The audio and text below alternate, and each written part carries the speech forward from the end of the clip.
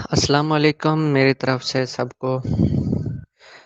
اور بھائی جان مجھے سن کے بہت خوشی ہوئی ہے کہ آپ لوگوں کا پیپر بہت ہی اچھا ہو گیا، اور یہ ریحان بھائی کے توسط سے ہم بھی آپ کے ساتھ تھوڑا سا اپنا جو ایکسپیرینس ہے وہ شیئر کر پاتے ہیں۔ ریحان بھائی کی مہربانی ہے کہ وہ ہمیں اس لائق سمجھتے ہیں۔ دوسری بات یہ ہے کہ میں بات کرنا چاہ رہا تھا اباؤٹ پریکٹیکلز، کہ پریکٹیکلز اب تھیوری ہو گئی ہے سب سے اچھی۔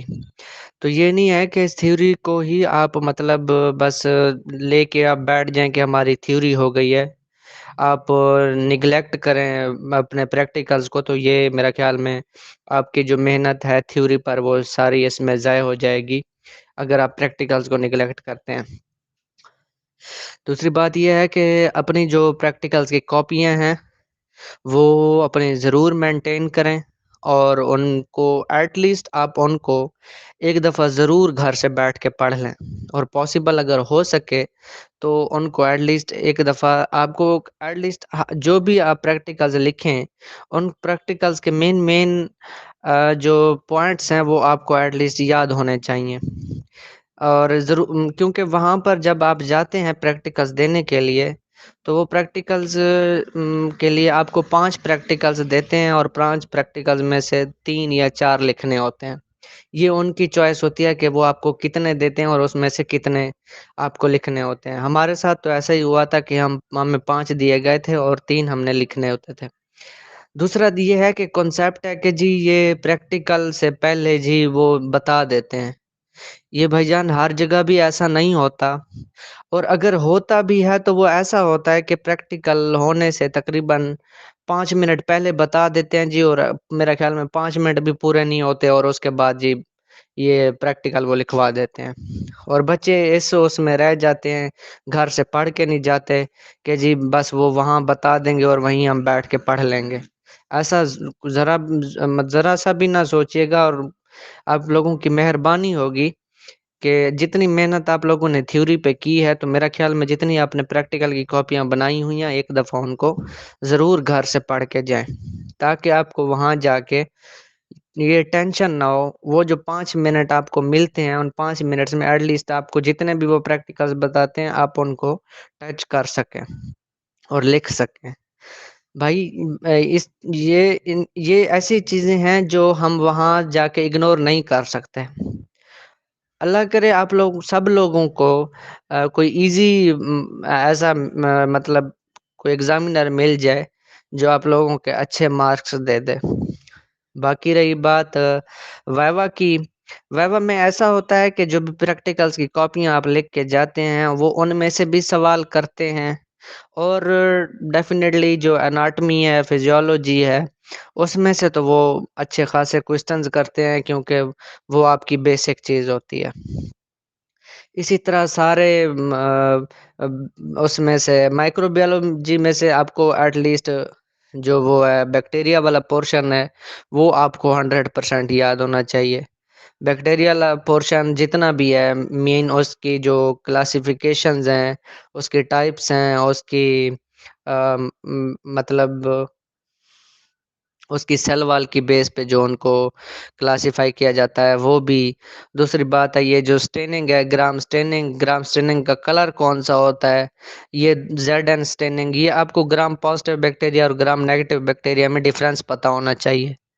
یہ ساری چیزیں آپ کو ایٹ لیسٹ یاد ہونی چاہیے، خاص کر بیکٹیریا کے بارے میں، کیونکہ مائکرو بیولوجی میں خاص یہی کوسچن کیا جاتا ہے۔ مائکرو بیولوجی اور اس کا بائیو کیمسٹری کا تو ایک ساتھ ہی وائوا ہوتا ہے، تو میرا خیال میں یہ آپ لوگوں کو وائٹامنز کے بارے میں لازمی پتہ ہونا چاہیے بائیو کیمسٹری کے۔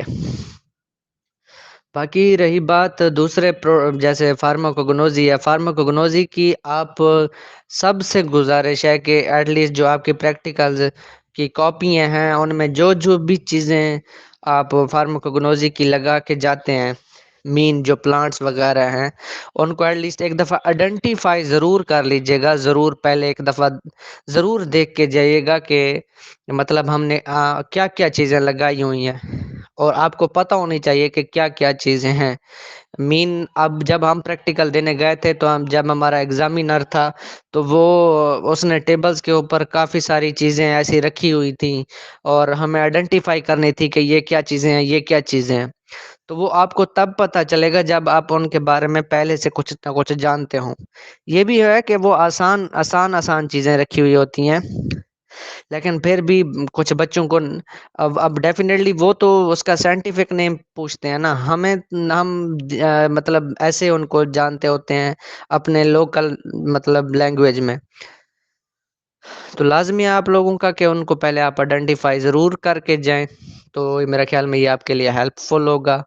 باقی سب کو میری طرف سے بیسٹ آف لک اور بیسٹ وشیز ہیں کہ اللہ پاک سب کو اچھے نمبروں سے پاس کرے.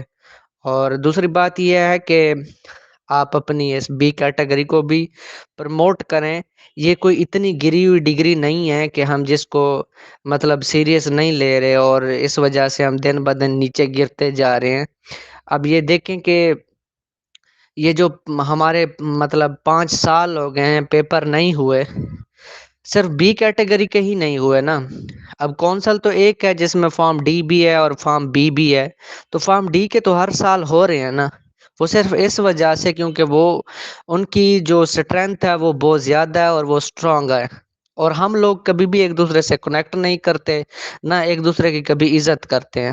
اس وجہ سے ہم گرتے گرتے جا رہے ہیں، اور ہم صرف اسی چیز کی مار کھا رہے ہیں کیونکہ ہم لوگوں میں اسٹرینتھ نہیں ہے. اس وجہ سے ہم لوگ اپنی اس کیٹیگری کو پروموٹ نہیں کر پا رہے. حالانکہ یہ دیکھیں کہ ہم بھی فارماسسٹ ہیں رجسٹر بی کے، لیکن ہم لوگ صرف ڈرتے ہیں اسی وجہ سے کہ جی ہمارے اوپر پریشر ہے فارم ڈی والوں کا، اور ہم اس چیز کو بےعزتی فیل کرتے ہیں. آپ کی جو جاب ہے وہ ایک اسسٹنٹ فارماسسٹ کی ہے. آپ کسی بھی آپ کی کیٹیگری ایسی ہے کہ جو آپ کو کسی مطلب باقی جو مطلب دوسری کنٹریز میں بھی آپ کو اس پر جاب مل سکتی ہے. تو آپ کیوں اس چیز کو اگنور کر رہے ہیں؟ تو آپ اس چیز کے لیے اسٹرینتھ بنیں، اور یہ آپ کی اسٹرینتھ ہے تو کائنڈلی اس کو پروموٹ کریں اور اپنی بھی عزت حاصل کریں، اور جو بھی دوسرے لوگ ہیں ان کے درمیان بھی اس چیز کو بتائیں کہ یہ کیا چیز ہے، اور پروموٹ کریں زیادہ سے زیادہ، اور کوشش کریں کہ اس کو آپ پروموٹ کرنے کے لیے. آپ لوگوں کا بہت بہت شکریہ، اور میں آپ سے صرف دعاؤں کی درخواست کروں گا کہ اللہ پاک سب کو، جتنے بھی یہ کیٹیگری والے ہیں، سب کو اپنی حفظ و امان میں رکھے اور ان کا فیوچر برائٹ ہو. اور ہم یہ جو کیٹیگری کر رہے ہیں یہ ہمارے لیے ایک ہیلپ فل ثابت ہو سب کے لیے، اور سب اچھے نمبروں سے پاس ہوں. آمین ثم آمین. تھینک یو سو مچ. اللہ حافظ.